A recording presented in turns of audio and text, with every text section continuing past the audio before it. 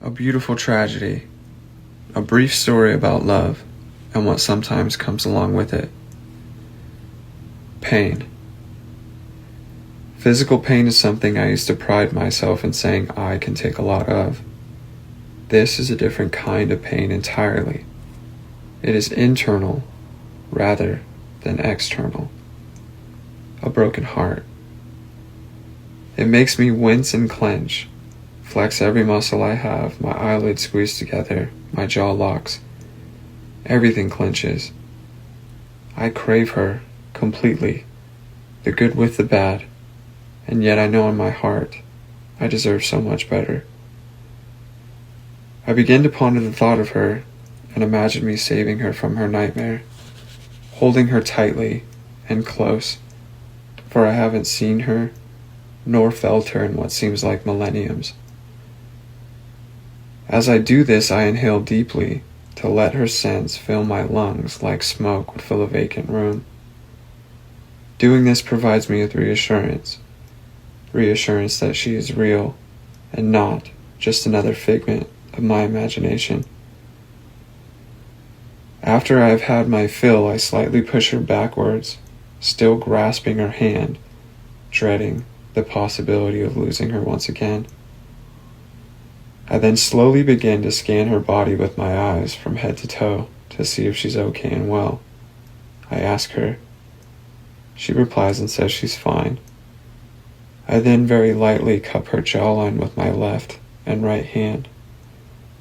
A pair of two eyes becoming clouded, overflowing with tears. I whisper I love her. She and I embrace, and we both begin to cry. In reality, I am shaking my head from left to right to temporarily erase the fantasy I often daydream of lately.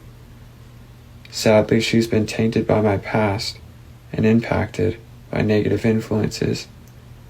For that I am now, and I will forever be ashamed. Yet I cannot and I will never take the blame for her downfall, for she has abandoned me. Like a child would carelessly abandon a stuffed animal he or she has outgrown. Nevertheless, she has happily planted seeds of cruel lies and nurtured them with unusual gossip, made a massive attempt at assassinating my integrity and my character, effortlessly shattered my perception of unconditional love and the possibility of it in my future. As weeks passed by, I began to believe in remission. I experienced a small sense of recovery. Then I sadly encounter a fiend, or the occasional has-been. They leap at the opportunity to voice that she is out in society, being something I had no notion she could be. Happily, they express that she seems to enjoy the lifestyle I've grown so tired of.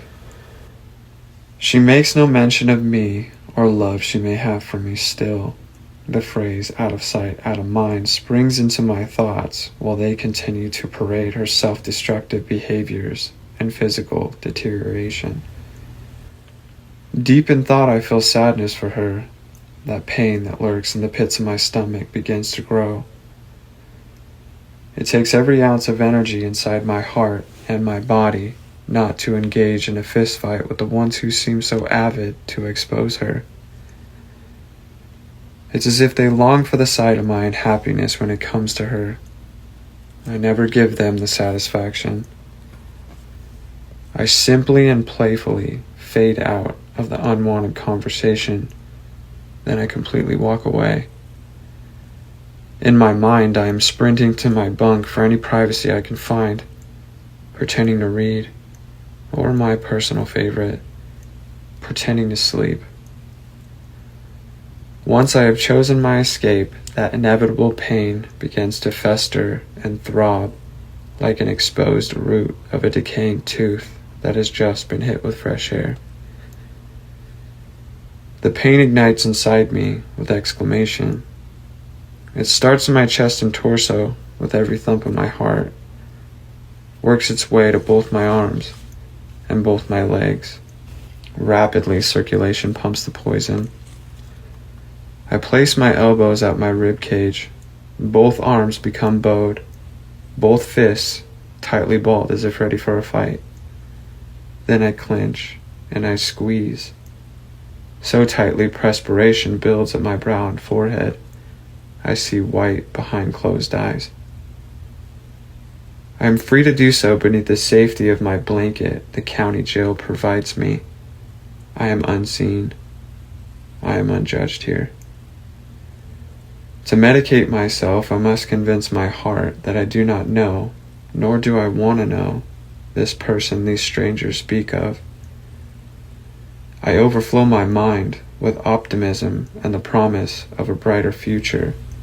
When doing this, the pain slowly returns to the pits of my stomach and recedes to the back of my mind, where I pray it never resurfaces.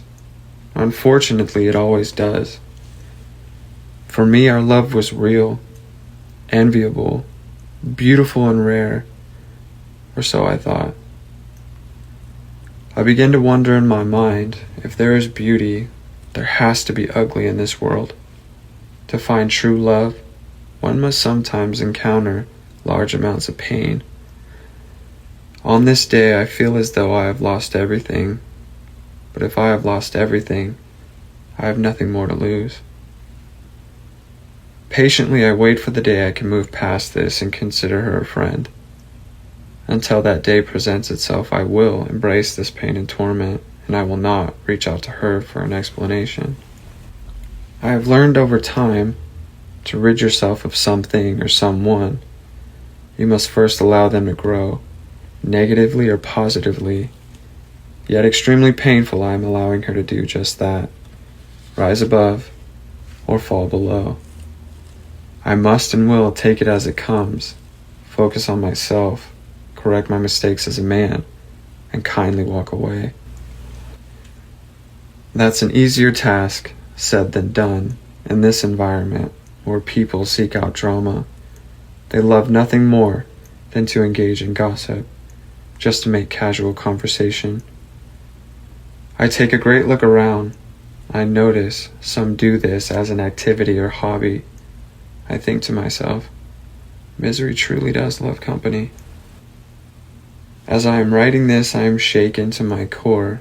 My stomach hurts and is filled with nervousness, as if I am off to my first day of school or unavoidable court date. I hate her.